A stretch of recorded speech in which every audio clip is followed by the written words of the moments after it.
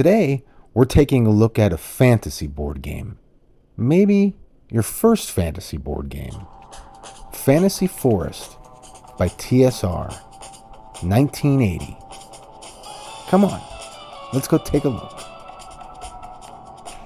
Welcome to Fantasy Forest. The idea of this game is simple. Weave up and through this big, beautiful fantasy board to Morley's castle. Dodging ambushes, taking shortcuts, avoiding goblins and kobolds and dragons and vampires and werewolves. It was really like a boys' version of a upgraded Candyland meets Snakes and Ladders meets Dungeons and Dragons. And man, growing up, if you had this game, you were cool. So the game begins by the dealer dealing a card to each player. And the player that has the highest value monster, that player is going to go first. So the player with the 5, the mummy, is going to go first. The dealer then is going to take back all the cards, shuffle a deck, and deal 3 cards to each player face down. So the cards' hands could look like something like this. Player 1, player 2, etc. So with the players starting on the starting arrow, they're going to one by one, this is how your turns are going to go, place a card face up in the discard pile, and then move that number. So yellow is just move 5.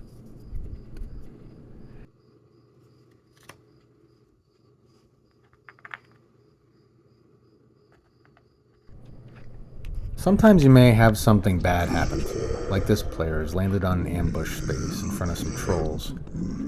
So what happens with an ambush is the player that's ambushed draws a card from their hand, their choice, and then draws the top card off the deck.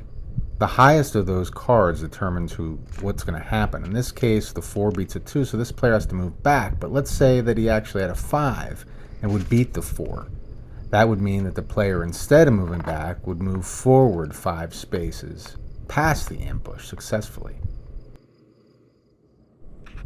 Now here's an example of a player passing or going through a shortcut. So player yellow is going to cross over this space by playing a 5. Now that 5, the giant, the blue, is the shortcut that player can take. So instead of going the whole way around, that player is going to play that card and go through the shortcut. Instead of playing a card and moving ahead, you can challenge another player. So if you're black and you want to be all the way up where red is, you can challenge that player. If you win the challenge by playing a card and the other player playing a card and yours is greater, you're going to move 1 space ahead of the other player and your turn is going to end immediately. So you can also land on top of another player. So this player is going to play a 4 and is going to end up on the same space as red. So if that happens, you're going to get an opportunity to look at not only your cards, but red players' cards. And choose 3 that you want, give the other 3 back, and then your turn is going to end.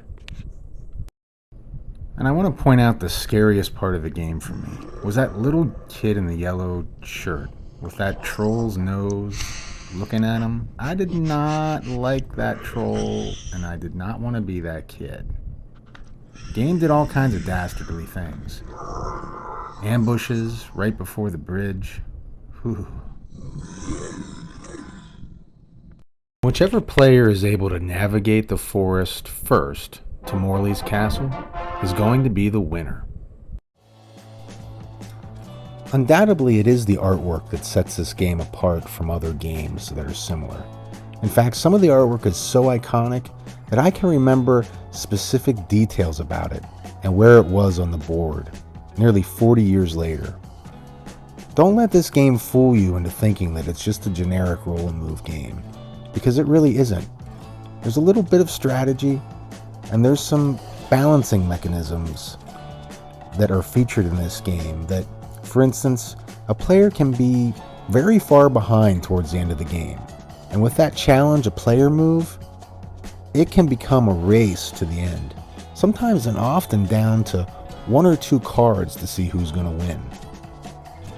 It was surprising picking this game up so many years later, playing it with a few people, and seeing how well it held up so many years later.